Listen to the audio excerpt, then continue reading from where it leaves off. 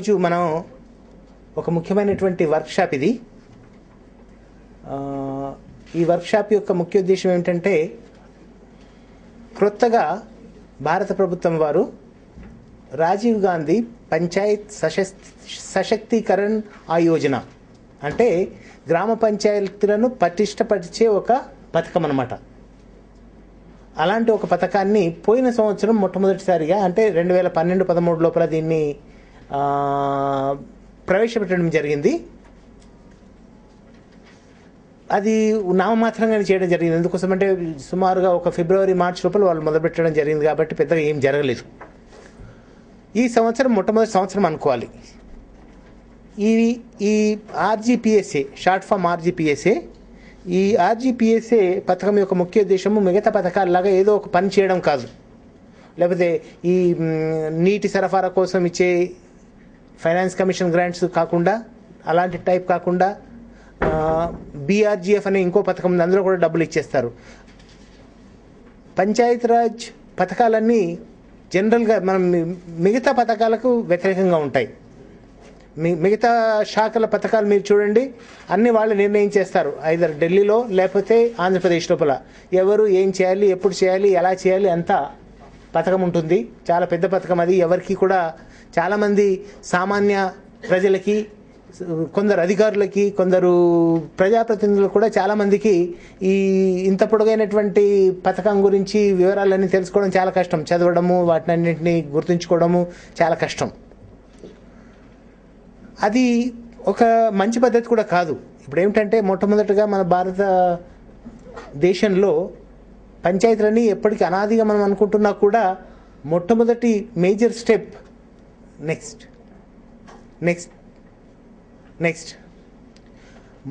చాలా కాలంగా మనకు పంచాయతీలు అనేది భారతదేశంలో పట్టుగొమ్మలు, అందరికీ తెలిసిందే. ప్రతి గ్రామాన కూడా ఏదో ఒక రకమైనటువంటి ప్రభుత్వం ఉండేది. ఇప్పుడు మనం కొందరేమో మంచిది అంటారు, కొందరేమో చెడ్డది అంటారు. ఏదో ఒకటి మంచిదో చెడ్డదో ప్రతి గ్రామంలో ఒక వ్యవస్థ, ఒక పద్ధతి, ఒక పాలన అనేది ఉంటూ ఉండేది. చాలా వరకు మంచిగానే ఉంటుంటుంది. లేకపోతే పాలన మంచి లేకపోతే ఇంత జనాభా పెరగదు, జనాభా క్షీణించిపోతుంది. జనాభా ఇంత బాగా పెరిగిందంటే ఏది ఏమైనా పాలన కొంతవరకు బాగానే జరిగింది. పూర్తిగా ఆదర్శప్రాయంగా జరిగిందని మనం చెప్పలేం, కానీ జరుగుతూ ఉండేది. మొట్టమొదటగా ఆధునిక భారతదేశంలో వస్తే మహాత్మా గాంధీ గారు చాలా పాపులరైజ్ చేశారు. వారు విలేజ్ స్వరాజ్ అని ప్రతిసారి కూడా అసలు ఎంత ఒక్కొక్కసారి ఆయన భావాలు చాలా ఛాందస్తంగా కూడా ఉంటుండే అని చెప్తూ ఉంటారు గ్రామ పరిపాలన గురించి. ఆయన చెప్పేది ఏంటంటే, అసలు ప్రతి గ్రామం కూడా ఒక దేశంలాగా ఉండాలి అనేవాడు. అంటే ఏమాత్రం వేరే గ్రామాల మీద ఆధారపడకుండా ప్రతి గ్రామం కూడా పూర్తిగా స్వయం సమృద్ధిగా ఉండాలని అనేవారు. దీన్ని చాలామంది ఎకనమిక్స్ అంటే ఈ ఆర్థిక శాస్త్ర నిపుణులు చాలామంది దీన్ని ఒప్పుకోలేదు. ఎందుకోసం అంటే చాలా వేల సంవత్సరాల నుంచి మనం చూస్తుండేది. వేల సంవత్సరాల క్రితం కూడా వ్యాపారాలు నడుస్తూ ఉండేవి. ఎందుకోసం అంటే అన్ని చోట చేయడం సాధ్యం కాదు. ఏ ఒక్క వ్యక్తి కానీ, ఏ ఒక్క సమాజం కానీ, ఏ ఒక్క దేశం కానీ ఎప్పుడు కూడా పూర్తిగా ఏమాత్రము వేరే వాళ్ళ మీద ఆధారపడకుండా ఒక ఐలాండ్ లాగా, ఒక ద్వీపం లాగా ఉండడానికి సాధ్యమయ్యేది కాదు. దీన్ని చాలామంది ఆర్థిక శాస్త్రవేత్తలు మహాత్మా గాంధీ అన్నదాన్ని చాలా వాళ్ళు నిరోధించేవాళ్ళు, చాలా అపోజ్ చేస్తూ ఉండేవాళ్ళు. అయినా కూడా ఆయన చాలా ఛాందసంగా ఈ విషయంలోకి వచ్చేవరకు, చూడండి ఇక్కడ ఇంగ్లీష్లో రాశారు. ఆయన ఏమంటారంటే, ప్రతి గ్రామం కూడా ఒక రిపబ్లిక్ లాగా, అంటే రిపబ్లిక్ అంటే ఒక సోవరెన్ స్టేట్ లాగా, అన్నిటికీ ఇండిపెండెంట్గా, వేరే వాళ్ళతో సంబంధం లేకుండా, వేరే వాళ్ళ అధికారం లేకుండా పూర్తిగా సెల్ఫ్ రిలయెంట్, ఏంటంటే స్వయం సమృద్ధి,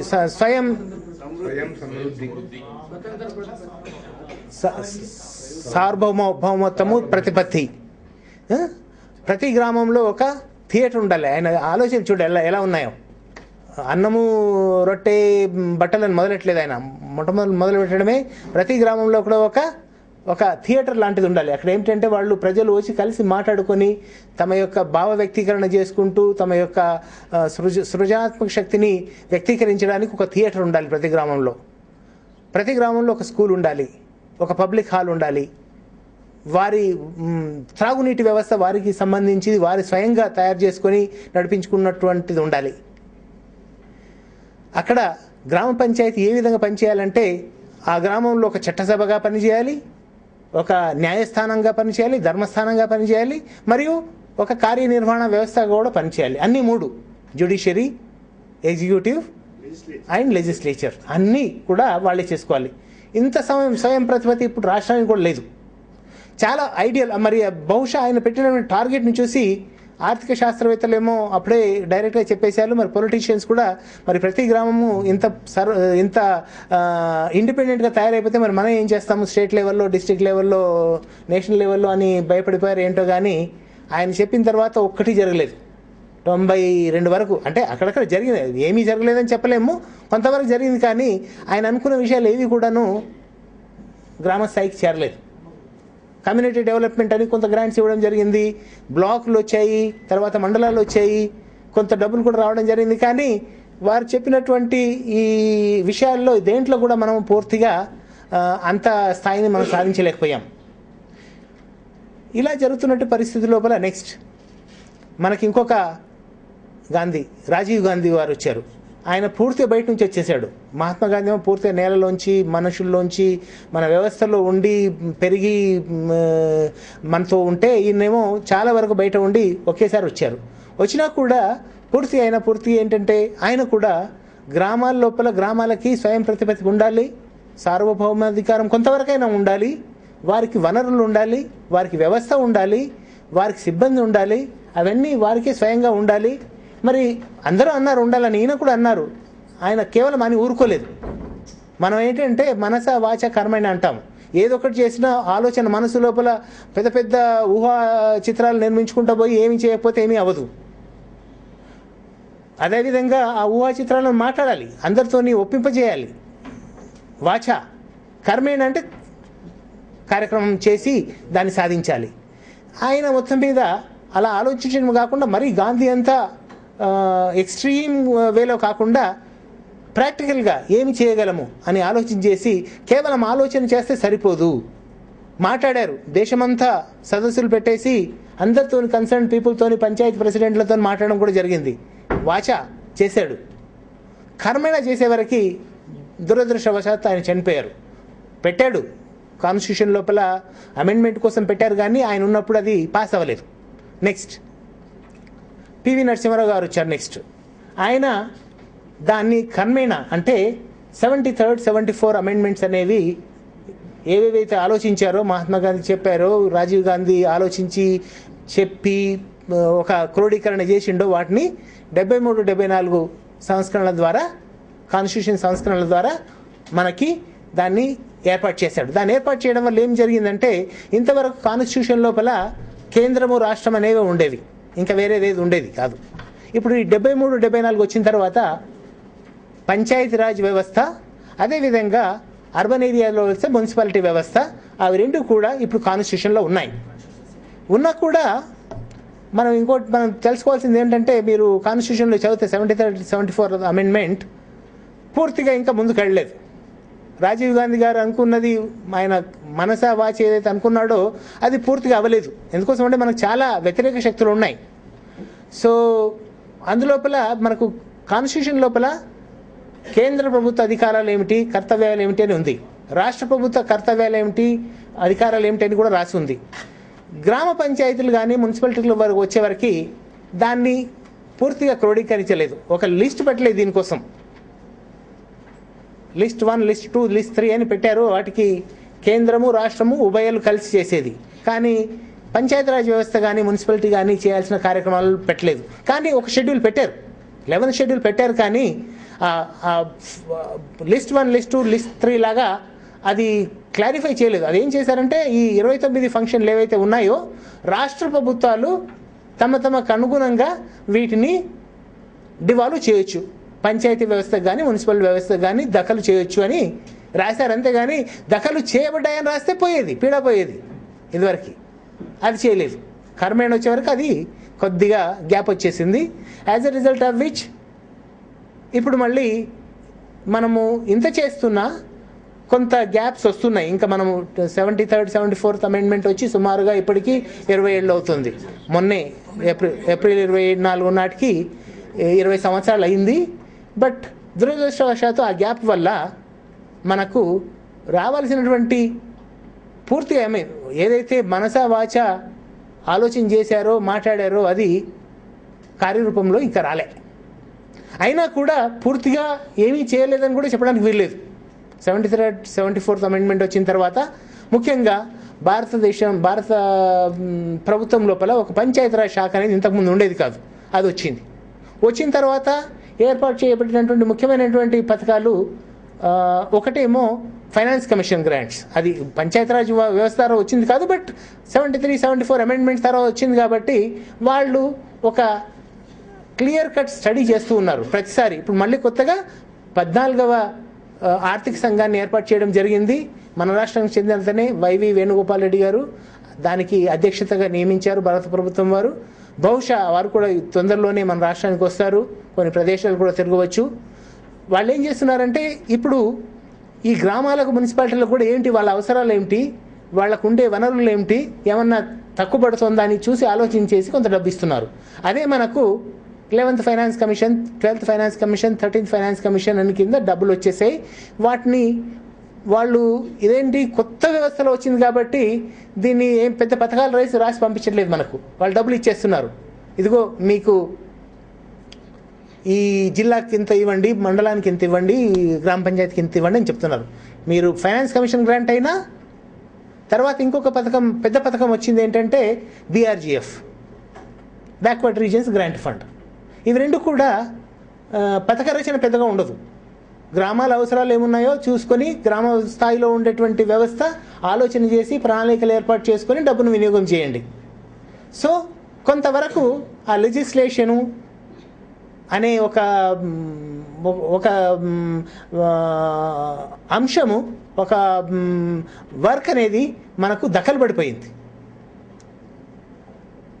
సరే, ఇవి రెండు జరిగిపోయినాయి, బాగానే ఉంది. మరి సరిపోయిందా అంటే మొన్న మధ్యన మనం ఒక స్టడీ చేసాం. నేను ఐ విల్ జస్ట్ బ్రీఫ్లీ అవి కొన్ని చూపిస్తాను, 2-3 స్లైడ్స్ చూపించిన తర్వాత విల్ కమ్ బ్యాక్ టు మన పంచాయత్ సశక్తీకరణ యోజనకి. నెక్స్ట్, ఇది సంఖ్య మన దగ్గర ఇంతమంది, సుమారుగా 2,50,000 మంది మనకిప్పుడు ప్రజాప్రతినిధులు గ్రామీణ వ్యవస్థలోనే తయారైపోయారు. జిల్లా పరిషత్తు, మండల పరిషత్తు, గ్రామ పరిషత్తుల వల్ల ఈ 73, 74 అమెండ్మెంట్ వల్ల అధికారులు మాత్రం, అంటే కాన్స్టిట్యూషనల్ అధికారులు మాత్రం సంఖ్య బాగా పెంచేసాం ఒకేసారి.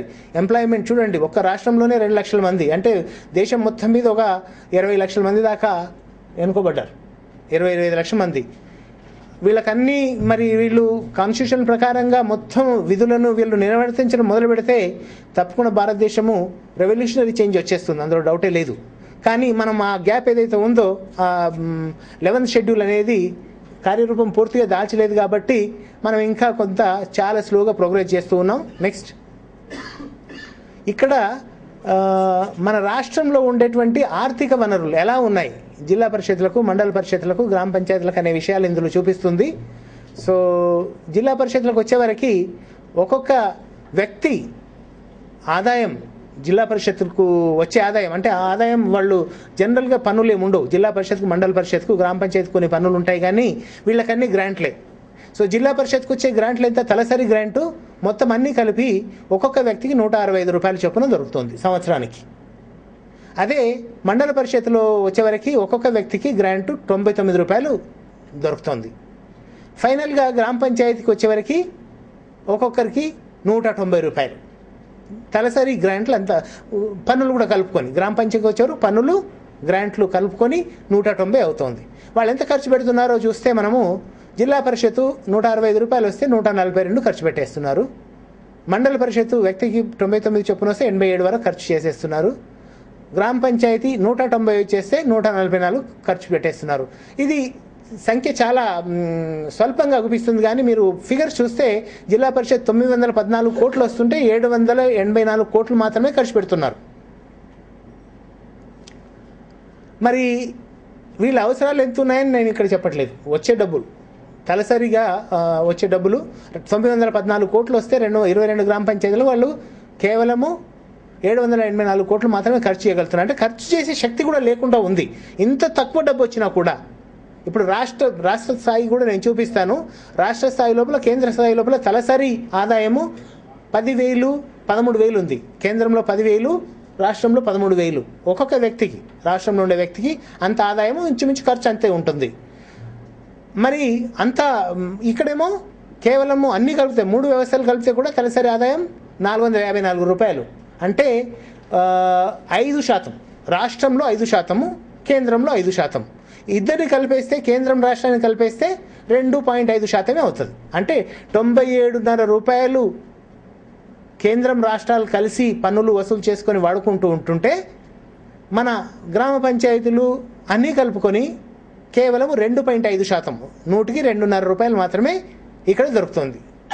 సో దాన్ని కూడా సరిగా ఖర్చు పెట్టలేకపోతున్నామంటే వ్యవస్థలో కొన్ని ప్రాబ్లమ్స్ ఉండుంటాయి, పద్ధతులు సరిగా లేకుండా ఉంటాయి. అవన్నీ మరి మనకు తెలిసిన విషయాలే. నెక్స్ట్, నేను ఇంతకుముందే చెప్పాను, అది ఇంచుమించుగా కేంద్రము, రాష్ట్రము, పంచాయతీరాజ్ వ్యవస్థకి ఎలా ఉందనేది. ఆదాయము పర్ క్యాపిటా రిసీట్స్ కేంద్రం చూస్తే, కేంద్ర ప్రభుత్వానికి ఒక్కొక్క వ్యక్తికి మన దగ్గర ఉండే 121 కోట్ల ప్రజలకి గాను ఒక్కొక్కరి మీద వాళ్ళకి 10,000, సుమారు 11,000 ఆదాయం వస్తుంది. రాష్ట్రం చూస్తే సుమారుగా వాళ్ళకు కూడా 11,000 ఆదాయం, కొద్దిగా కేంద్రం కంటే కొద్దిగా ఎక్కువగా అన్ని రాష్ట్రాలకు కలుపుకుంటే. పంచాయతీరాజ్ వ్యవస్థకు వచ్చేవరకు ఇంతకుముందు అనుకున్నట్టుగా 454 రూపాయలు మాత్రమే వస్తున్నాయి. ఖర్చు చూడండి, వాళ్లకు కేంద్రం లోపల 10,780 రూపాయలు వస్తుంటే ఒక్కొక్కరికి వచ్చిన దానికంటే ఎక్కువ ఖర్చు చేస్తున్నారు. అంటే వాళ్ళు కొద్దిగా లోన్స్ తీసుకోవడము, లేకపోతే ఇంకో రకంగా డబ్బులు సేకరించుకోవడము, వచ్చిన డబ్బు ఏమాత్రం మిగలట్లేదు. మన దగ్గర 454 వస్తుంటే 373 ఖర్చు చేస్తున్నాం. అంటే మనకు డబ్బులు రావడమే లేదు, డబ్బులు ఉండడమే తక్కువ ఉంది. ఆ ఉన్న తక్కువ డబ్బును కూడా వినియోగించుకునే శక్తి లేకుండా ఉంది మనకు. రాష్ట్రంలో చూస్తే 11,000 ఆదాయం వస్తుంటే వాళ్ళు 13,000 ఖర్చు పెడుతున్నారు, చాలా అప్పులు తీసుకుంటారు.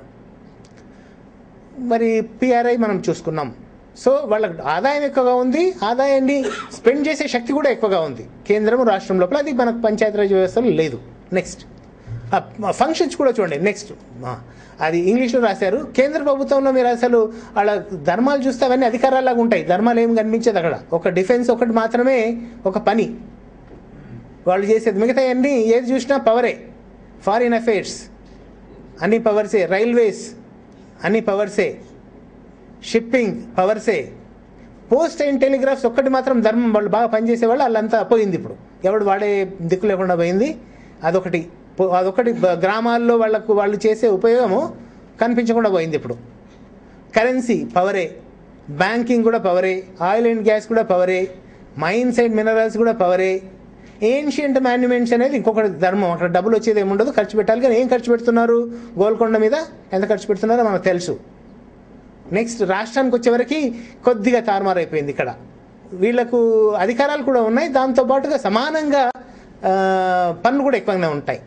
పబ్లిక్ ఆర్డర్ అంటే పోలీసు వాళ్ళకి డబ్బులు ఇవ్వాలి, జీతాలు ఇవ్వాలి కదా, జైళ్ళు మెయింటైన్ చేయాలి, పంచాయతీరాజ్ వ్యవస్థ మున్సిపాలిటీలకు సాయం చేయాలి, పబ్లిక్ హెల్త్ ఆరోగ్యం ఏం చేస్తున్నారో మనకందరికి తెలిసిందే, ఆరోగ్యశ్రీ తప్పితే.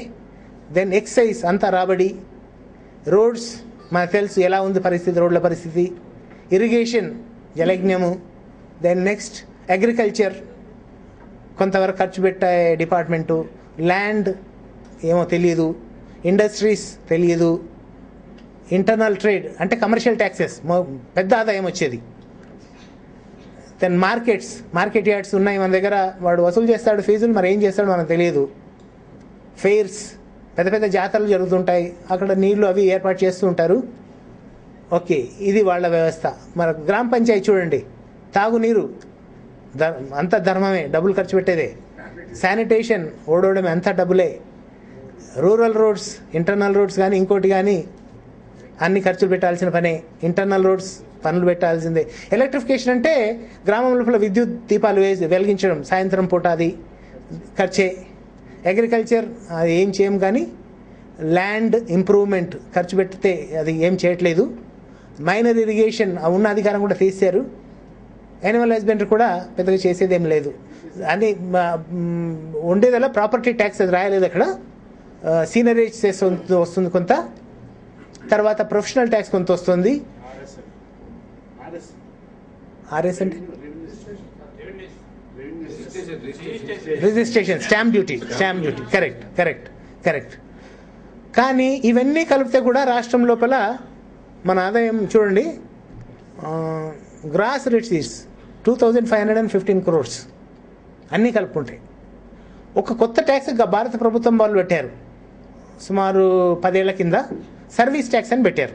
సర్వీస్ ట్యాక్స్ అంటే ఎక్కడ ఎవరైనా ఏదైనా సర్వీస్ చేస్తే, సర్వీస్ ఎలా చేస్తారు, బ్యాంక్ వాళ్ళు పని చేస్తే సర్వీస్ అంటే అక్కడ సిబ్బంది ఉండాలి, ఒక బ్యాంక్ ఉండాలి, వాళ్ళు రకరకాల ఇలాంటి ఏ సౌకర్యం పెట్టినా దానికి ఒక సర్వీస్ ట్యాక్స్ అని పెట్టారు. దాని ఒక్కదాని మీదనే ఇప్పుడు కార్పొరేషన్ ట్యాక్స్, ఇన్కమ్ ట్యాక్స్ అవన్నీ వదిలేసేయండి, అదొక్కటే సర్వీస్ ట్యాక్స్ అనేది సుమారుగా మనము 1,00,000 కోట్లు 10 సంవత్సరాల్లోనే అది కేవలం 8,000 కోట్లతో స్టార్ట్ అయిపోయి ఇప్పుడు 1,00,000 కోట్లకు వచ్చేసింది. అదేంటి కార్యక్రమాలు అన్నీ, కాంట్రాక్టర్ ఏదైనా పని చేస్తుంటే ఆయన సర్వీస్ ట్యాక్స్ కడతాడు, బ్యాంక్ ఏ ఊర్లోనన్నా ఉండి ఏ పట్టణంలో ఉండి కొన్ని పనులు చేసి డబ్బు సంపాదిస్తుంటే వాళ్ళు ట్యాక్స్ కడతారు, ఇన్సూరెన్స్ కంపెనీ వాళ్ళు ఇన్సూరెన్స్ పాలసీలు అమ్మి ఏదైనా డబ్బు సంపాదిస్తే దాని మీద ట్యాక్స్ కడతారు. అంటే గ్రామాల్లో పట్టణాల్లో పనిచేస్తూ గ్రామాల్లో పట్టణాల్లో ఉండే వసతులను సౌకర్యాలను ఆస్వాదిస్తూ సంపాదించే డబ్బు మీద ట్యాక్స్ కేంద్ర ప్రభుత్వానికి కడుతున్నారు. అది ఒక విషయం ఏమిటంటే 10 సంవత్సరాల లోపల సుమారుగా 10 రెట్లు పెరిగింది ఆ ట్యాక్స్, ఇంకా పెరుగుతుందని అనుకుంటున్నారు. సో ఇలా ఉంది మన ఆదాయము, మన యొక్క ధర్మాలు. నెక్స్ట్,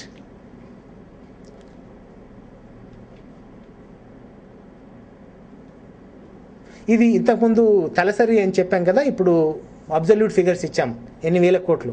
యూనియన్ గవర్నమెంట్కి ట్యాక్స్ల ద్వారా సుమారుగా 13 లక్షల కోట్లు వస్తుంది ప్రతి సంవత్సరము, 13 లక్షల కోట్లు. రాష్ట్ర ప్రభుత్వాలు అన్నిటికీ కలిపితే సుమారుగా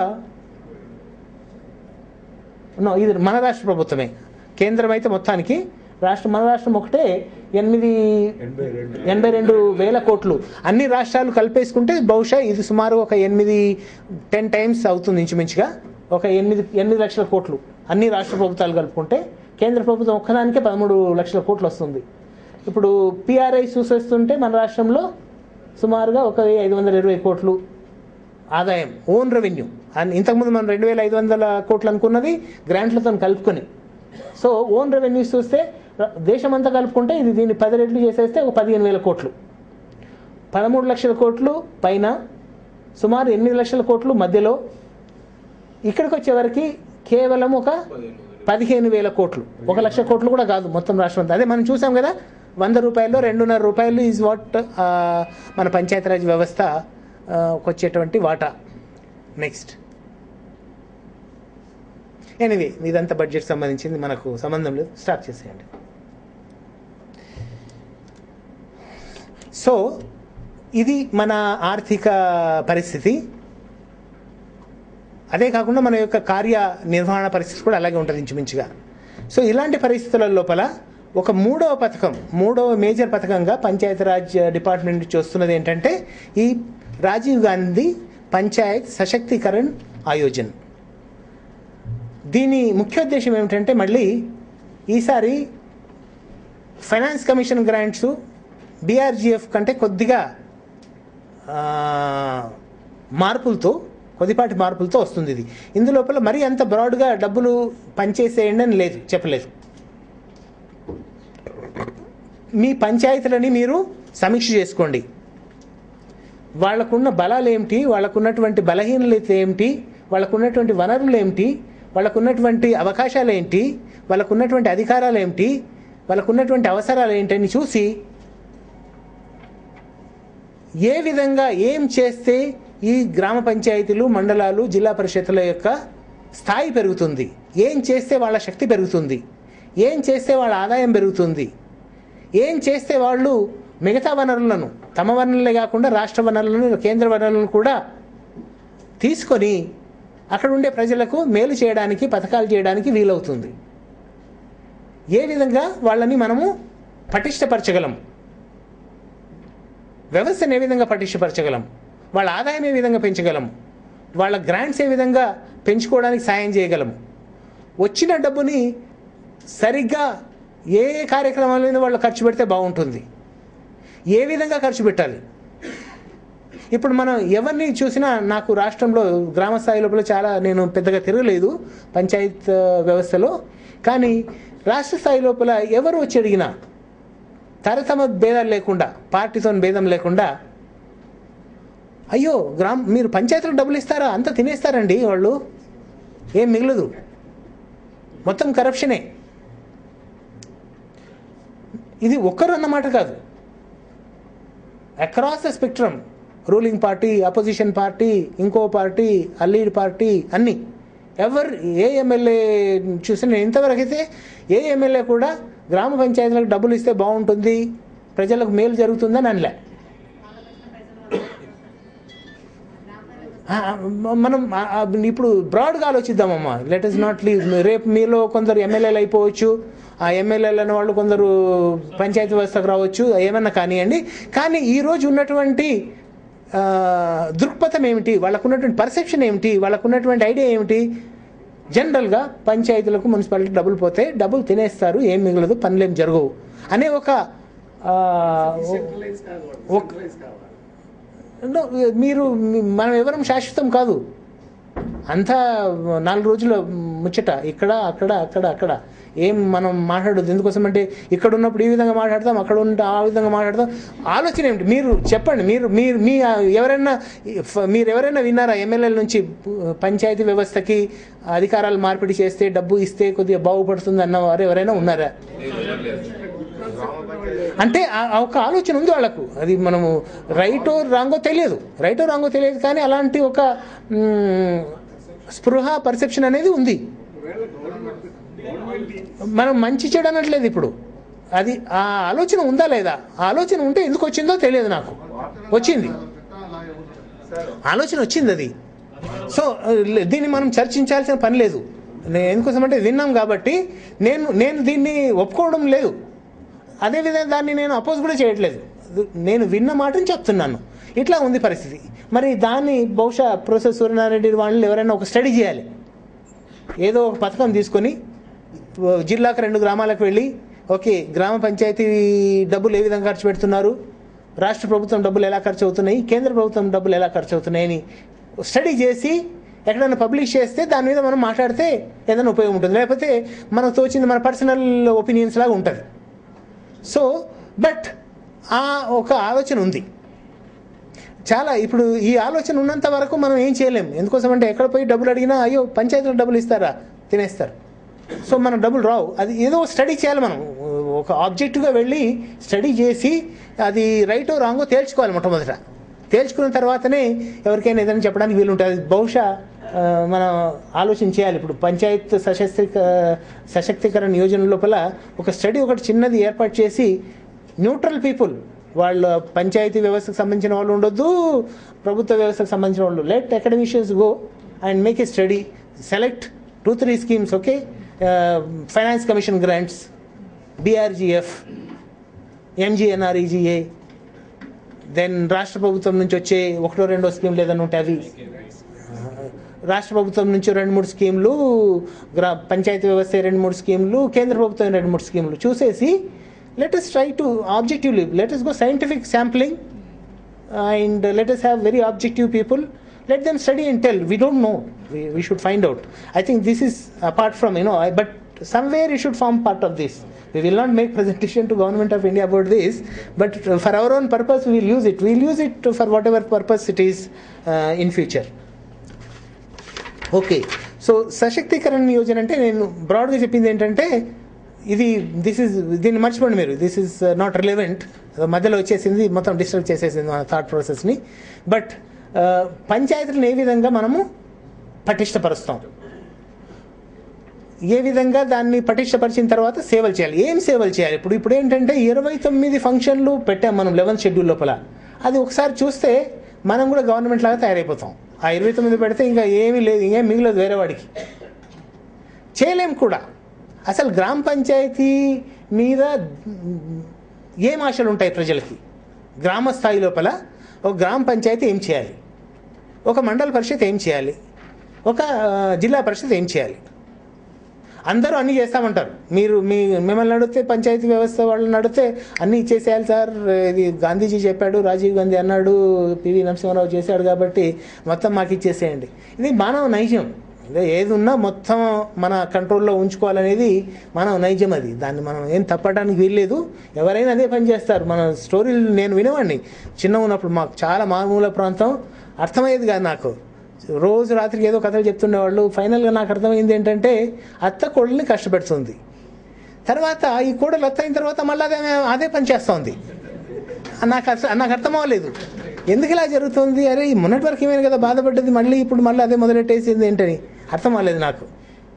బట్ ఇది బహుశా మానవ నైజం. ఎవరైనా కేంద్రంలో ఉండేవాళ్ళు అసలు రాష్ట్రాలు అన్నీ పాడు చేస్తాయి, వీళ్ళకి ఏమి ఇవ్వద్దు అనుకుంటారు. రాష్ట్రంలో ఉన్నవాళ్ళు గ్రామాలకు ఇచ్చేసి అన్నీ పాడైపోతాయి, ఏమి ఇవ్వద్దు అనుకుంటారు. అదంతే. That is human nature. మంచి చెడు వదిలేసేయండి. బట్ ఇన్ ఎనీ కేస్ అన్నీ చేయగలమా? 29 ఫంక్షన్లు ప్రతి ఒక్కరము చేయాల్సిన అవసరం ఉందా? శక్తి ఉందా? మనకేంటి? ఫస్ట్ మనం ఏం చేస్తాం? మనకేంటి ఆదాయం ఏంటి? మన వనరులు ఏంటి? ఇప్పుడేంటి? 5 ఏళ్ల తర్వాత ఏమిటి? 15 ఏళ్ల తర్వాత ఏమిటి? 25 ఏళ్ల తర్వాత ఏమిటి? డెఫినెట్గా మనకు ఒక ఇది ఉండాలి. మన ఆదాయం మీదకి వెళ్ళి ఆధారపడి కదా మనం ఏమైనా చేయాలనుకున్నది.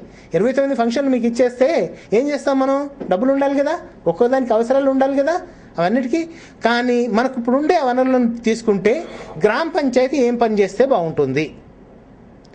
29లో మండలము ఏం చేస్తే బాగుంటుంది, ఏమేం చేయగలదు, ఏం చేస్తే బాగుంటుంది?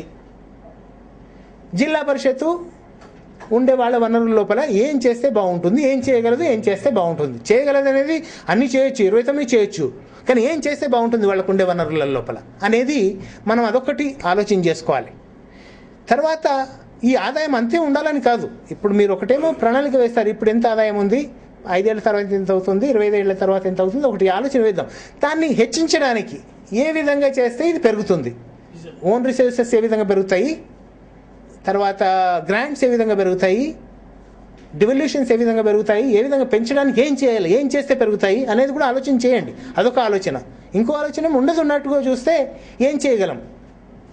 సో 29 లోపల ఏ 4 ఫంక్షన్లు గ్రామ పంచాయతీ చేయాలి, ఏ 3 ఫంక్షన్లు మండలి చేయాలి, ఏ 2 ఫంక్షన్లు జిల్లా పరిషత్ చేయాలి. అది చాలా ముఖ్యమైనటువంటి. ఏంటంటే మనము దాని మీద మనం ఒక నిర్ణయానికి రాకపోతే వేగ్గా ఉంటాం అంతే. మనకు ఎప్పటికీ 29 ఫంక్షన్లు ఇవ్వలేదు కాబట్టి నేనేం చేయను. 29 ఫంక్షన్లు ఇచ్చినాక ఏమైనా చేస్తారో తెలియదు. కానీ ఇప్పుడు 29 ఎక్కడ ఇచ్చారు? మీరు ఫంక్షన్లు ఇచ్చారా, మాకు అధికారాలు ఇచ్చారా, ఏమి ఇచ్చారు అంటే అందరు అలా ఉన్నారని చెప్పలేను, కానీ ఒక ఆలోచన రావడానికి అవకాశం ఉంటుంది. అదే కాకుండా ఓకే డెఫినెట్గా ఈ 4-5 బాధ్యతలు, ఇంటర్నల్ రోడ్ నిర్వహణ, శానిటేషన్ నిర్వహణ, తాగునీటి నిర్వహణ, విద్యుత్ దీపాలను సాయంత్రం వెలిగించడము, ఎమర్జెన్సీ కార్యక్రమాలు, నేను ఈ 5 కార్యక్రమాలను వాడు చచ్చినా చెడినా గ్రామ పంచాయతీ చేయాలి. ఇంకా దీనికి గత్యంతరం లేదు. లేకపోతే మన రాష్ట్ర ప్రభుత్వం కానీ కేంద్ర ప్రభుత్వం కానీ కొన్ని పనులు చేయకపోతే రిట్లు వేస్తారు. రిట్ జ్యూరిస్డిక్షన్ అని అంటారు. హైకోర్టులో సుప్రీంకోర్టులో ఉంటుంది. వాళ్ళు రిట్ పాస్ చేస్తారు. తప్పకుండా స్టేట్ గవర్నమెంట్ చెడి చేయాలి, అది తప్పదు. అట్లాగా ఈ 4-5 కార్యక్రమాలు తప్పకుండా గ్రామ పంచాయతీ చేయాలి అని ఒకటి మనము ఒక సెలక్షన్ చేసుకోగలిగితే దానికి ఇప్పుడు ఉండే వనరులు సరిపోకపోతే ఏ విధంగా తీసుకొస్తాం? ఇప్పుడు 5 సంవత్సరాల తర్వాత, 15 సంవత్సరాల తర్వాత సేమ్ మండలం కూడా. మండలంలో ఏం చేస్తే బాగుంటుంది? వాళ్ళు విద్య విషయం చూడాలా, ఆరోగ్యం విషయం చూడాలా, వ్యవసాయం చూడాలా, పశు సంవర్ధకం చూడాలా, మైండ్ ఇరిగేషన్ చూడాలి. మనం ఉండే 29 లోపల ఏ 3-4 ఫంక్షన్స్ వాళ్ళకి 29 అక్కర్లేదండి. మనం ఒక మొత్తం అన్ని 3 వ్యవస్థలు కలిసి ఒక 10 ఫంక్షన్లు చూసేసుకొని సమర్థంగా సాటిస్ఫాక్టరీగా చేయగలిగితే దానికంటే ఇంకొకటి లేదు. ఒకసారి ఆ స్ట్రెంగ్త్ వచ్చేస్తే ఆటోమేటిక్గా అది ఇంకా పెరుగుతూ ఉంటుంది. ఒక కెపాసిటీ వచ్చిన తర్వాత, వైబుల్ సైజ్ వచ్చిన తర్వాత ఎవరు ఏమన్నా అది త్వరితగతిన పెరిగిపోవడానికి అవకాశం ఉంటుంది. అది పెరగాలంటే క్రెడిబిలిటీ రావాలి, అకౌంటబిలిటీ రావాలి. క్రెడిబిలిటీ రావాలంటే ఒక ఫిక్స్డ్ మ్యాండేట్ అనేది ఉండాలి. ఇది చేస్తే ఇది వీళ్ళు చేస్తారు, వీళ్ళు చేయకపోతే వీళ్ళని అడగండి, వీళ్ళదే బాధ్యత ఇది అనేది. ఆ విధంగా మనము ఒక ఫంక్షన్స్ను మనము సార్ట్అవుట్ చేసుకోగలిగితే దానికి అనుగుణంగా మిగతా వ్యవస్థను కూడా మనం తయారు చేసుకోవచ్చు. అంటే ఓకే వనరులు అయిపోయింది, ఫంక్షన్స్ అయిపోయింది, తర్వాత పద్ధతులు. ఇప్పుడు గవర్నమెంట్లో చూడండి, ఒక ప్రొక్యూర్మెంట్ అంటే ఇప్పుడు ఏమీ తెలియకుండా కూడా కేంద్ర ప్రభుత్వం కొన్ని పనులు చేస్తూ ఉంటుంది. ఒక్కొక్కరి పేరు మీద ఇప్పుడు 13 లక్షల కోట్లు కేంద్ర ప్రభుత్వం ఖర్చు పెడుతూ ఉంది. మామూలు మనుషులకు సాధ్యమా 13 లక్షల కోట్లని లెక్కించడము, కంట్రోల్ చేయడం? మనం బోడి 2-3 లక్షల ఆదాయాన్ని సమర్థంగా లీకేజీలు లేకుండా పెట్టుకోవడం కష్టమైపోతుంది. 13 లక్షల కోట్లని భారత ప్రభుత్వం లోపల వింటున్నాము, ఒకటి వాటర్ గేటు, ఈ గేటు, ఆ గేట్ అని. కానీ అయినా కూడా 13 లక్షల కోట్లలో మనం గుర్తించాల్సింది ఏమంటే చాలా వరకు ఏదో ఒక వ్యవస్థ ఉంది, వాళ్ళకు పెద్ద వ్యవస్థ ఉంది, అధికార వ్యవస్థ ఉంది, కోర్టులు ఉన్నాయి, కంట్రోలర్ ఆడిటర్ జనరల్ ఉన్నాడు, విజిలెన్స్ కమిషన్ ఉంది, ఏసీబీ ఉంది. రకరకాలుగా ఉండడం వల్ల ఆ 60, 70, 80% రక్షణ కాబడుతోంది. మనకు అలాంటి వ్యవస్థ ఏముంది? పంచాయతీలో ఏమైనా చేస్తుంటే ఎవరైనా చూస్తున్నారా? ప్రతి సంవత్సరం రాష్ట్ర ప్రభుత్వం చేసిన కార్యక్రమాల మీద సిఏజీ ఒక రిపోర్ట్ రాసేస్తాడు. ఇగో వీళ్ళకి డబ్బులు వచ్చినాయి, ఈ విధంగా ఖర్చు పెట్టారు, ఇది మంచి చేశారు, చెడు చేశారని. మన దగ్గర ఏముంది? గ్రామ పంచాయతీలో ఎవరు చేస్తున్నారు ఆడిటు? లోకల్ ఫండ్ ఆడిట్ వాళ్ళు ఏం చేస్తున్నారు? ఆ రిపోర్ట్ ఎక్కడ పోతుంది? ఇప్పుడు రాష్ట్ర ప్రభుత్వం మీద చేసిన నివేదిక మళ్ళీ అసెంబ్లీకి సమర్పిస్తారు. అసెంబ్లీ లోపల ఒక పబ్లిక్ అకౌంట్స్ కమిటీ అని ఉంటుంది. వాళ్ళు మళ్ళీ చూస్తారు ఈ సిఏజీ ఏమేమి రాసిండు, ఏది బాగా చేసిండు అన్నారు, ఏది బాగా చేయలేదని, ఎందుకు బాగా చేయలేదన్నారు, చేయకపోతే ఏమైనా చర్యలు ఏమైనా తీసుకున్నారా, ఎవడు బాధ్యులు, ఎవరు దీనికి, వాళ్ళ మీద ఏం చర్యలు తీసుకున్నారని ఉంది. మన గ్రామ పంచాయతీలో మున్సిపాలిటీ ఏముంది? వ్యవస్థ. ఆలోచన చేసుకోవాలి. వ్యవస్థలు లేనంత వరకు మనం ఎప్పుడు బాగుపడం. మనము వ్యవస్థలు ఏర్పాటు చేయకపోతే ఏదైనా ఎప్పుడు కూడా ఏ కూడా ముందుకు వెళ్ళదు మీకు వ్యవస్థ లేకపోతే. మనకు వ్యవస్థలు ఏర్పాటు చేసుకోవాలి. మనం ఉండే డబ్బు ఏమిటి, రాబోయే డబ్బు ఏమిటి అని ఆలోచించడం ఒకటి, ఏం పనులు చేయాలనేది ఇంకొకటి, ఎట్లా చేయాలనేది ఇంకొకటి, దాన్ని ఏ విధంగా నియంత్రించాలి, ఏ విధంగా అకౌంటబిలిటీ తీసుకురావాలి అనేది కూడా ఒక వ్యవస్థ మనం ఏర్పాటు చేసుకోవాలి. ఏం చేస్తే బాగుంటుంది అనేది కూడా ఆలోచన మనం చేయాల్సిన అవసరం ఉంది. చేస్తేనే కానీ అది నిలవదు. సో ఈ వ్యవస్థను ఏ విధంగా తయారు చేసుకుంటాము, ఇవన్నీ విషయాలని గురించి మరి మనం ఏంటంటే కేవలం ఇక్కడ రిపోర్ట్ రాసేసుకోవచ్చు. ఎన్నో రిపోర్ట్లు.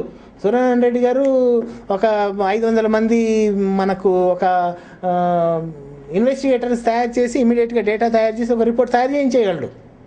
కానీ అలాంటిది వద్దనుకున్నాం. మనం ఏమనుకున్నామంటే ఒక యాక్షన్ కమిటీ అని ఒకటి తయారు చేస్తాం. దీని మీద 5 సభ్యులు ఉన్నారు. రామచంద్రరెడ్డి గారు, రామకృష్ణ గారు, తర్వాత వెంకటేశ్వరరావు గారు, ఇంకొక 2 ఉన్నారు. ఒక 5-6 రాష్ట్ర స్థాయి లోపల ఒక కమిటీని వేసాము. అదేవిధంగా ప్రతి జిల్లాలో కూడా ఒక కమిటీని తయారు చేసుకోమన్నాం. ఈ విధంగా తయారు చేసుకుని ఇప్పుడు వీళ్ళ ద్వారా మనము కార్యక్రమం చేస్తాం. అది కూడా మరి ఈ కమిటీ వాళ్ళే రాయరు రిపోర్టు. మనం ప్రతి జిల్లా లోపల ప్రతి ఒక 6-7 గ్రామాలను ఎంపిక చేసుకోమన్నాం.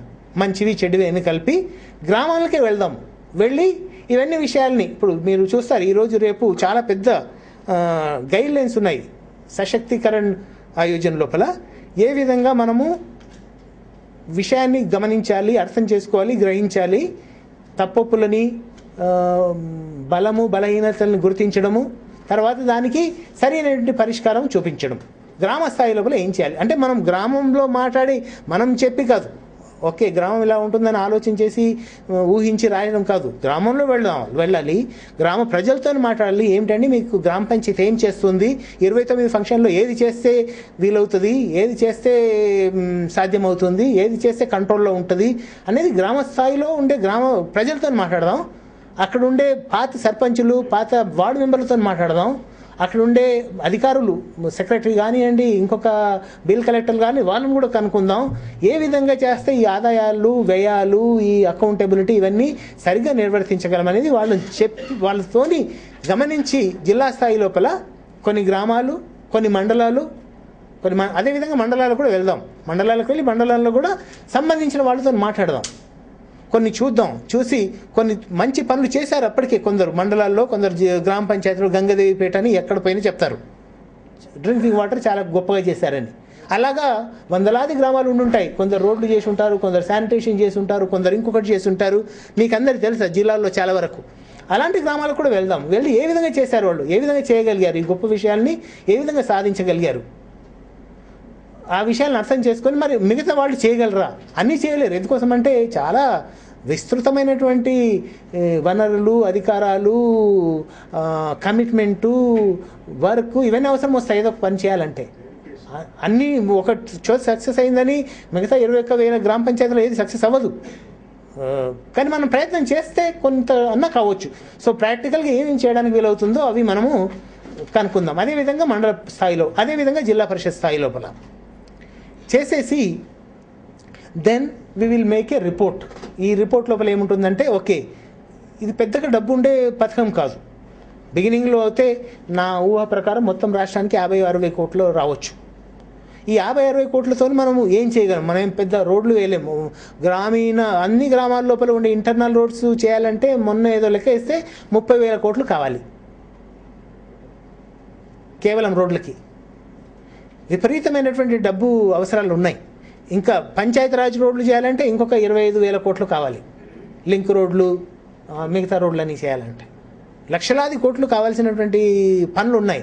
మనం అన్నీ చేయలేము. ఇది కేవలము ఏ విధంగా చేస్తే గ్రామ పంచాయతీ ఉన్నంతలో, రాబోయేంత లోపల తమ పనులను సక్రమంగా చేసుకొని ప్రజలకి సాటిస్ఫాక్షన్ ఇవ్వడానికి వీలవుతుంది. పెంచుకోవడం, ఆదాయం పెంచుకోవడము, కార్యక్రమాలు పెంచుకోవడం, అది కూడా ఆలోచన చేస్తాము. ఉండే వాటితో ఏ విధంగా మొదలెడతాము, ఎక్కడికి వెళ్తాం 5 ఏళ్ల తర్వాత, 10 ఏళ్ల తర్వాత, 15 ఏళ్ల తర్వాత. ఇది ఈ కార్యక్రమం. ఈ 50-60 కోట్లు ఏదైతే వస్తున్నాయో బహుశా మనం అలాంటి కార్యక్రమాల మీద వెచ్చించాలి. ఏం చేస్తే గ్రామ పంచాయతీ పరిస్థితి మెరుగుతుంది, వాళ్ళు ఎంజీఎన్ఆర్ఏజీను ఇంకా వాళ్ళు పూర్తిగా దాన్ని కంట్రోల్లోకి తీసుకొని ఏ విధంగా గ్రామస్తులకు సరిపోయే విధంగా పనిచేయగలరు. దానికి కొంత డబ్బు అవసరం ఉండొచ్చు. అదే మీరు మొత్తం గ్రామ పంచాయతీ చేయాలి అంటే రోడ్లే చూడండి. రోడ్ల విషయానికి వస్తే 30,000, 25,000, 55,000 కోట్లు కావాలి. అదే పంచాయతీని, మండలాన్ని, జిల్లా పరిషత్ని మనం అధికృతం చేస్తే వాళ్ళు తమ వద్ద ఉండే డబ్బే కాకుండా, తాము పెంచబోయే ఆదాయమే కాకుండా రాష్ట్ర ప్రభుత్వంలో ఉండే డబ్బును ఏ విధంగా లాక్కునగలరు, ఏ విధంగా ఎంజీఎన్ఆర్ఏజీని ఉపయోగించగలరు, దానికి అవసరమైనటువంటి వ్యవస్థ ఏర్పాటు ఏమైనా ఉంటే దానికి మనం డబ్బు ఖర్చు పెట్టినట్టుంటే 10 రూపాయలు ఖర్చు పెడితే 1,00,000 రూపాయలు మనకు వచ్చే విధంగా అలాంటి ఖర్చులు మనము ఏర్పాటు చేసుకుందాం. కొంత డబ్బు ఖర్చు పెడితే ఇంకా ఎక్కువ డబ్బు మనము సాధించగలిగే పద్ధతులు ఏమైనా ఉంటే వాటి కోసం ఈ 50-60 కోట్లు రాను పెరుగుతుండవచ్చు. ఈ సంవత్సరం సంగతి నేను చెప్తున్నాను. ఈ బాగా పనిచేసిందంటే ఇప్పుడు మనది అన్ని ఎన్ని చెడ్డ మాటలు చెప్పినా ఫైనల్గా ప్రజాస్వామ్య దేశం, మంచి పథకాలు అనేవి పెరుగుతూనే ఉన్నాయి. నేను ఒకసారి కలెక్టర్గా ఉండేటప్పుడు ఒక ప్రశ్న అడుగుతుండేవాడిని, ఏ గ్రామానికి వెళ్ళినా, ఏమండి మీ తాతల కాలంలో బాగుండేదా? మన జనరల్గా ఏమంటాం, వెనకటి ఎంత బాగుండేది, స్వర్ణయుగం లాగా ఉండేది, ఇప్పుడు ఏంటి అన్ని బాధలు పెడుతున్నామని అంటారు. నేను మాత్రం గ్రామాల్లో వెళ్ళి అడిగితే ఏ ఒక్క గ్రామంలో కూడా పాతకాలం మంచిదని ఎవరు చెప్పలేదు. ఇప్పుడే బాగుందన్నారు, పాతకాలం కంటే ఇప్పుడే బాగుందన్నారు. సో మంచిది ఏదన్నా మనం చేయగలిగితే అది క్యాచ్ చేస్తారు, ప్రజలు క్యాచ్ చేస్తారు, ఎమ్మెల్యేస్ దానికి ఒప్పుకుంటారు, ఎంపీస్ ఒప్పుకుంటారు, డబ్బులు వస్తాయి. ఒకవేళ మనం ఆర్జీపీఎస్ఏ కార్యక్రమాన్ని మంచిగా ఆలోచన చేసి పథక రచన చేసి ఇంప్లిమెంట్ చేసినాం అనుకోండి, తప్పకుండా 50-60 కోట్లు 500 కావచ్చు, 5,000 కూడా కావచ్చు. పెద్ద గొప్ప విషయం కాదు. 5,000 కోట్లు ఒక్కొక్క రాష్ట్రానికి ఇవ్వడము, 50,000 కోట్లు నథింగ్. 13 లక్షల కోట్లు గవర్నమెంట్ ఆఫ్ ఇండియాలో ఉండే డబ్బు. 1 డే 50,000 crores ఆర్జీపీఎస్ఏకి ఇచ్చేస్తామని చేయడం ఏమీ గొప్ప విషయం కాదు. పార్లమెంట్ లోపల చిట్కేటంత పని. ప్రైమ్ మినిస్టరు, ఫైనాన్స్ మినిస్టర్ ఒప్పుకుంటే ఎంపీలందరినీ ఒప్పించడం పెద్ద కష్టమైన విషయం కాదు. దానికి గ్రౌండ్ లెవెల్లో ఉండే బిలీఫ్ ఉండాలి. పంచాయతీలు బాగా చేస్తాయి, డబ్బులు ఇస్తే మంచిగా సద్వినియోగం చేస్తారు, ప్రజలకు సాటిస్ఫాక్షన్ తెస్తారు అనే ఒక ఆలోచన ఉంటే ఎందుకు ఎంజీఎన్ఆర్ఏజీకి ఇస్తున్నారు 3-4 వేల కోట్లు ప్రతి సంవత్సరం? చాలామందికి మేలు జరుగుతోంది, దీనివల్ల డబ్బులు వస్తున్నాయి, ప్రజలకి బాగుపడుతున్నారు, సంతోషపడుతున్నారు, అన్నం తింటున్నారు, కొద్దిగా ఖర్చులు ఎలా తీసుకోగలుగుతున్నారు అంటున్నారు. కాబట్టి ఎంజీఎన్ఆర్ఏజీకి వస్తుంది. కానీ అంటే మనం అనుకోవచ్చు ఓట్లు వేస్తారని వేస్తున్నారని. ఓట్లు ఎందుకు వేస్తారు? సాటిస్ఫై అయితేనే ఓట్లు వేస్తారు. సాటిస్ఫై అవుతుంది కొంతవరకు ప్రజలకి, కాబట్టి దానికి డబ్బులు ఇస్తున్నారు. సో మనం కూడా ఒక చక్కటి కార్యక్రమాన్ని తయారు చేసి పంచాయతీ వ్యవస్థని సమర్థంగా తయారు చేసే ఒక పనిచేసే యంత్రంగా తయారు చేసినట్టుంటే తప్పకుండా డబ్బులు వస్తాయి. 50 కోట్లు 5,000 కోట్లు కావడం పెద్ద కష్టమైన పని ఏం కాదు. మనం దానికి సరిపోయినటువంటి ఒక పథక రచన చేసుకోవాలి, దాన్ని మనం ఎగ్జిక్యూట్ చేసుకోవాలి. దానికోసం ఈ కార్యక్రమం అనమాట. ఇప్పుడు మనం ఇచ్చేసి కొన్ని జిల్లాలు లేరు, మరి మళ్ళీ మీ ఆ జిల్లాల వాళ్ళతో మాట్లాడాల్సి వస్తుంది. మీరు తర్వాత మళ్ళీ బహుశా ఒకసారి వెళ్ళేసి జిల్లా వైజ్గా కొద్దిగా విస్తృతపరచండి. ప్రతి జిల్లాలో కూడా ఇంక కొంతమందిని తీసుకుంటే బాగా వ్యవస్థ మీద అవగాహన ఉన్న పట్టు ఉన్న వాళ్ళని తీసేసుకొని వాళ్ళందరూ మనం కూర్చొని ఆ గ్రామాలకు వెళ్ళి మరి స్టడీ చేసేసి ఒక ఫార్మాట్ తయారు చేసి రిపోర్ట్ తయారు చేసుకుందాం. దీనివల్ల తప్పకుండా మేలు జరుగుతుంది. మనం కొద్దిగా కష్టపడితే, ఒక నెల 2 నెలలు కష్టపడితే తప్పకుండా ఒక మంచి కార్యక్రమాన్ని మనం తయారు చేసుకునేటువంటి వాళ్ళం అవుతాం. రాష్ట్రానికి బాగు జరుగుతుందని నేను అనుకుంటున్నాను. కాబట్టి మీరందరూ శ్రద్ధతో, కొద్దిగా కష్టం ఇది, ఒక చోట కూర్చొని ఇదంతా చదివి ఆర్జీపీఎస్ఏ గైడ్ లైన్స్ చదివితే నాకు 2 రోజులు పట్టింది. చాలా బోర్ వస్తుంది. అయినా కూడా తప్పదు, మనం చూసుకొని దాని ప్రకారం చేస్తేనే కదా మనకు వాళ్ళు గవర్నమెంట్ ఆఫ్ ఇండియా వాళ్ళు ఒప్పుకునేది.